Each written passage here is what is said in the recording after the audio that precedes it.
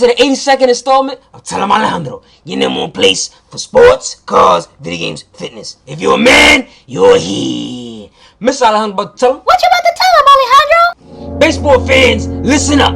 It's 2014 and the MLB has fallen off. The game of baseball is filled with drugs, cheating, boredom, and no swag. No swag zone. I cover this tough topic in the Tell 'em Zone.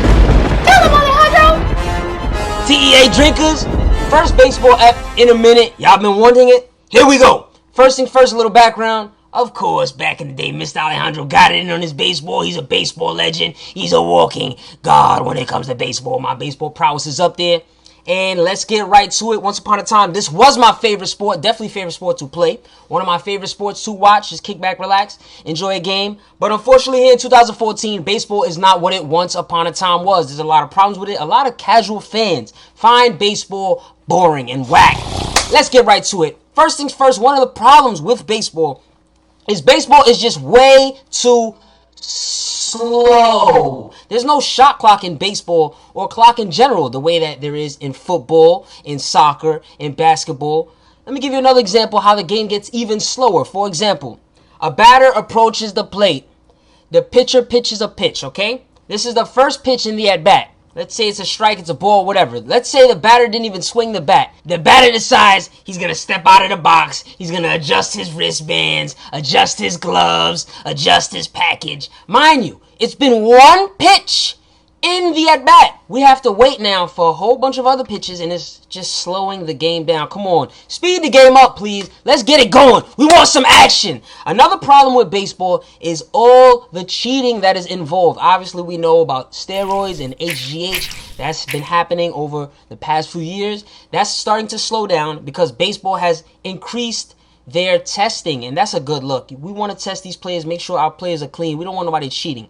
But I recall earlier this season, there was a pitcher for the New York Yankees, Michael Pineda, who clearly was cheating in broad daylight, and everybody let him rock. He was cheating so hard, he ended up doing it again. Let me break it down for you. The first time Michael Pineda cheated was against the Boston Red Sox. He was using a sticky substance known as Pinetar, rubbing it in his hand so he can get a better grip on the baseball. Everybody let him rock. The Red Sox knew he was cheating, so did the Yankees. The media spoke about it. It was like, wow, why is this not a secret? Nobody's keeping this on the low. We're just letting him cheat. Then, Pineda felt so comfortable doing that. Another time when he went up against the Red Sox, he cheated again. And he put the pine tar on his neck. And he was just rubbing it. The camera's catching him, rubbing it in his hand to get a better grip of the baseball. He eventually did get penalized, but it's just a shame that we're allowing things like this in our sport of baseball. The sport should be clean. Clean it up, son. A lot of the competitors in our other sports, the top-notch competitors, we don't see them running around cheating. So baseball players, get it together, please. We shouldn't have top-notch players cheating. For example, Braun won MVP in the National League, and then all of a sudden, he's in the whole Alex Rodriguez steroid scandal. That's outrageous. We shouldn't have MVPs getting caught cheating. Stop it. Next up, tobacco. Why are players chewing tobacco on TV and we're letting this rock? They're on the bench chewing tobacco. They got a cup that they're spitting in. Their mouth is so big and chunky. You can see the lump. They're like this. What is all that? That's bad for you. Tobacco can cause cancer and kill you. And in fact, there are now a lot of baseball players from back in the day that are getting killed because of their tobacco use. Tony Gwynn, Hall of Fame baseball player, died this year because he used to chew tobacco and got cancer. Another top-notch pitcher from back in the day, Curt Schilling, is currently suffering from cancer because he can't taste anything, he can't smell anything. Curt Schilling is struggling right now, and it's a shame. Tobacco usage is a bad habit. This is not 1950-something. It's 2014. Stop chewing tobacco. That's not a good look. Chew some bubble gum or eat some sunflower seeds. Come on. Or eat before the game and eat after the game. Stop eating tobacco mid-game. That's not a good look. Next up, there are no stars in Major League Baseball right now. When I say there are no stars, to the casual fan, who do they know? They know Derek Jeter. He's about to retire. They know Alex Rodriguez. He's a mess. And they don't know a lot of the other up-and-coming stars that we have in the Major League Baseball right now. somebody like me would know, but the casual fan is not on it. So, yo, stars, y'all got to get y'all weight up. Y'all got to get yourselves out there. I don't know, do some more commercials. Become a little bit more fan-friendly. There's no storylines right now in baseball. A few years ago, one of the great stories was, will the Red Sox ever clinch a championship and defeat the curse, the Bambino curse? And they were able to do it. They've won multiple championships. A lot of people wouldn't even know that. If I sat here and asked you right now who won the World Series last year, and I give you 3 seconds, you're not going to guess who. The Boston Red Sox won last year, and it happened so quietly. Nobody's following the sport anymore. We need some storylines. Please, baseball, get it together. We shouldn't have storylines like the whole A-Rod stuff. We should have cool storylines. Like, we should be talking about Yasiel Puig. We should be talking about Mike Trout. We should be talking about my man from Venezuela, Miguel Cabrera. Let's go, man. Pick y'all stuff up. Another thing. There's no swag allowed whatsoever in baseball. No swag zone. This upsets somebody like me, Mr. Swag himself, Mr. Alejandro. Let me break it down for you what I mean. If I'm a batter, okay? A pitch is coming towards me. I see it clear as day.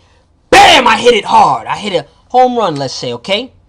Bam, I hit the ball. I'm staring at it. I flip the bat. Bang. I start walking towards first base, and I'm jamming a little bit. Then I start jogging it out. Apparently, that's a problem with a lot of the other players on the other team. They feel like you're showing them up, especially the pitcher. He wants to curse at you. Or even worse, the next time that you decide that you're going to bat, you know, when it's your turn to bat, the pitcher, since you showed him up last time when you got a good hit, he's going to try and hit you with the ball. Let me break something down for you, because this upsets me very, very much. Mr. Alejandro, back when he used to play, did not like getting hit by the baseball. I used to play with a lot of young guys, and they didn't have control of the ball. You understand me? Why is it that a lot of pitchers in baseball are intentionally hitting other batters because they got showed up? Let me tell you something. If you don't want me jamming and dancing, if I get a good hit on you, strike me out! Don't throw no freaking ball at me 90 plus miles per hour, throwing it at my ribs, throwing it at my shoulders, throwing it at my head. That's dangerous. That's foolish. Grow up. I'm calling out every single MLB pitcher who does that. Do not intentionally throw at batters. That's whack. Outperform them. Be competitive. Anybody can throw a ball at someone. Come on, son. Next up, there are a lot of unwritten rules in baseball, and I think it's just very silly. Here are 3 unwritten rules. Rule number 1. Apparently, you're not allowed to bunt if there is a power hitter on deck. What do I mean by that? A bunt is when you just lay down the bat over home plate and you just try and make contact with the pitch and try and use your speed to get to first base. Or if you have runners on the bases, you basically just want to advance them to the next base.